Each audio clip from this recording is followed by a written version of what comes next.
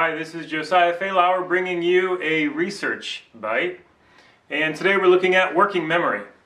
So what is working memory, and what does it have to do with, what was that I was trying to remember? Oh, interpreting performance.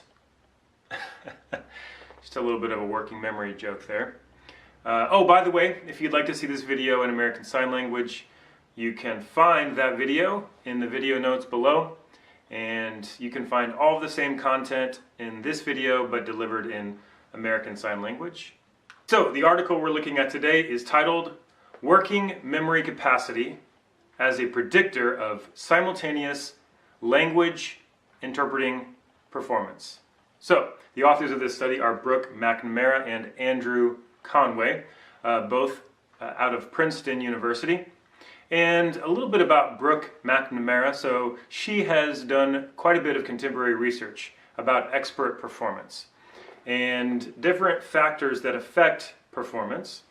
And she has some very contemporary and current research and scholarship that recommends a more complex and nuanced approach to looking at expert performance. For many years, people that researched expert performance tended toward a binary view of expert performance, meaning either you're born with the skills and ability to be amazing at the thing that you do, or just by sheer environment, training alone, without genetics whatsoever, people have an equal playing field to be able to become experts, essentially. So again, she disregards this model. She thinks that it is not the most helpful way to look at expert performance. In fact, she has developed a model or approach that is called a multifactorial gene-environment interaction model, which is summarized the MGEIM model. And this, again, basically describes how both nature and nurture have an interplay for affecting expert performance. So that's a little bit about Brooke MacNamara. She is doing some really great research and providing some really great data for studying expert performance, expertise in general. The article we're looking at today was published in the Journal of Applied Research in Memory and Cognition. It was published in 2015. And here's one big finding of the study I wanted to share right off the bat. So the combination of just two things, those two things being initial simultaneous interpreting performance and working memory capacity, those two things accounted for 73% of the variance or the difference between final simultaneous interpreting performance amongst all of the people they studied. So those two things were the most predictive factors. Pretty incredible. So the very top performers in terms of their interpretation and the very bottom performers of somebody's interpretation, they were most affected by working memory and their initial performance in simultaneous interpreting. So let's look a little bit about how the authors of this study gathered the data. There were 50 ASL English interpreting students that were involved in this study. And there were 4 tests administered.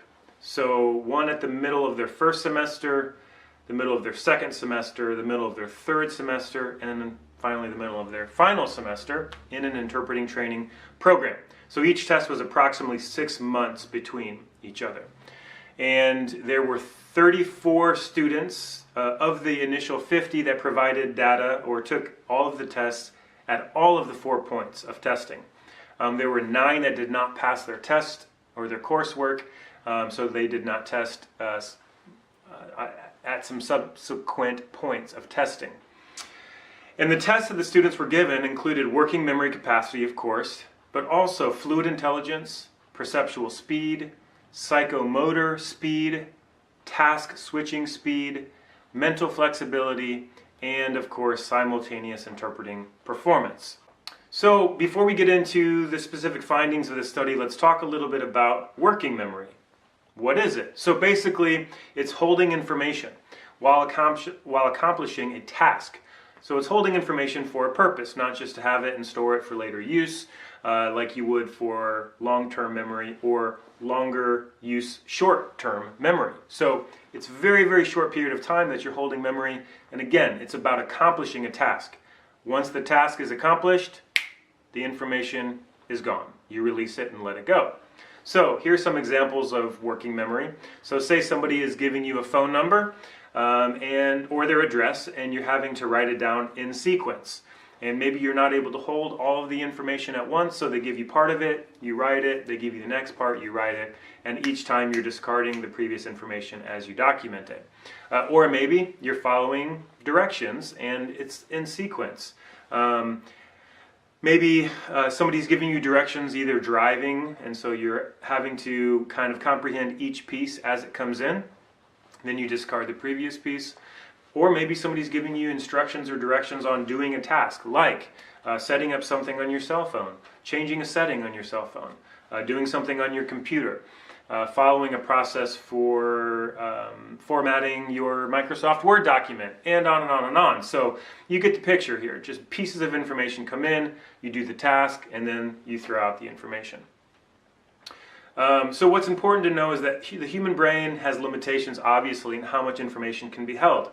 So those who have studied working memory, they approximate about 7 numbers typical person can hold at one time, about 7 numbers, and then once you get beyond 7, it gets very difficult to hold it, or you can't hold it at all. Now, of course, there's these crazy people who can hold strings of hundreds of digits, and most of them practice on how to do that. It's a technique. So again, average person, average brain, about 7 numbers at a time. And so there are equal capacities to other types of information other than numbers. Anyway, we have limits, but this is the part of the brain, again, we're using for a task. That's working memory. Now, there are also different types of working memory. It's not just one type of working memory. There are several. The researchers of this study looked at 2 types of working memory in terms of a measurement of working memory in general. The type 1 is called maintenance and interference. So this type is the ability to maintain information in your brain while you're being presented with secondary information or some other distraction, essentially, while you're trying to keep information in your brain. For example, maybe you're trying to recall a string of numbers while at the same time reading a sentence, so then you have the verbal processing with the reading of the sentence and the language portion, but you're also trying to recall numbers at the same time. So again, this is challenging the interference of information. You have multiple pieces happening at the same time. So this is called maintenance and interference type. And then we have the second type, which is called the coordination and transformation of information. So this is the ability to take information into the brain and then actually manipulate the information in some way. So for example, maybe you're trying to recall numbers that were given to you, but in reverse order. So starting with the last number going backwards. Or maybe you're taking information in one form and then delivering it in another form, which would be akin to what the task of interpreting is. So these are the 2 types of working memory that the authors of this study looked at. Now, their hypothesis was that the second type, the coordination and transformation of information, was more related to the interpreting process. So because interpreters do have to work between 2 different languages, sometimes 2 different modes, 2 different structures and syntax, and we have this variance in language, we have to take it in, transform it, and then put it out. And so their hypothesis again was that the coordination and transformation, we would see more impact or more distinction or divergence of this type of working memory in those who are working interpreters or being trained to become working interpreters. So here are the things that you need to know about this article. One key finding that these authors found was that relative to some of the interpreting students that failed or did not perform well, those interpreting students that passed, they had better memory for texts, they had better overall comprehension, and better verbal generation. And they found this again in the students that did the best in their training. Another key finding again was that there was a clear enhancement in the cognitive ability or the brain tasks that was developed during a bimodal and bilingual interpreting training process. So again, bilingual, meaning more than one language, and bimodal, meaning both spoken and manual ways to deliver and receive information. So interpreting students that were frequently switching between the modes of manual and spoken language, they saw that there was enhanced cognitive ability in these students. Now think about it, interpreting students for sign language interpreting, they are having to cue two languages in two modes, and often the environment that they're trained in cues both of those on a frequent and recurring basis. So again, the studies found that there was an increase of cognitive ability in these interpreting students. Very cool. Another key finding is that more training equaled better performance. Seems logical. Also, initial performance did predict very strongly the final performance of these students. And working memory capacity did predict, in other words, it did have an impact on the initial performance of the interpreting students, but had an even greater impact or predictive value for those that tested at the end of their training. So working memory was an incredibly predictive ability for both initial and even more so for the end of the interpreting performance. So there's also this thing called the bilingual advantage. It's basically a theory that those that speak multiple languages have increased cognition, especially in the executive control center of the brain. This is called the bilingual advantage. Research in this study seemed to support the bilingual advantage on a variety of levels. For one, it saw that mental flexibility, psychomotor speed, perceptual speed, fluid intelligence, nonverbal reasoning, and coordination and transformation, which is a working memory type, they all significantly improved with interpreting training. Very interesting. However, and in line with the hypotheses of these researchers before they started, the maintenance and interference type of working memory did not improve with interpreting training. So why does any of this matter? Well, here's the thing. If working memory is so important, and it's so strongly tied with interpreting performance at the beginning and even more so at the end, then maybe we should test for it at the beginning. So as interpreting students are coming in, maybe we should provide a test that says, where are you at with your working memory abilities and capacities? In fact, that's exactly what these authors recommend. They recommend testing for this when interpreting students start an interpreting program. Seems to make sense to me. So a more general thing that the authors note is that really they believe strongly that this study supports the idea that both training and abilities, innate abilities, both are important predictors of interpreting performance.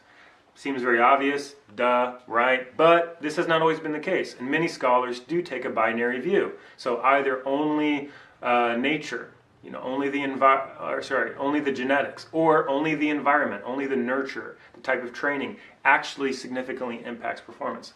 These authors really take a both-and approach. So, as always, a link to this article can be found in the video notes below. Read it in full. There's a lot more information than I could give you in just this bite, but go ahead and read it for yourself. Remember to stay curious, pursue knowledge, learn something new every day. This has been a Research Bite. I'm Josiah. Thanks for watching.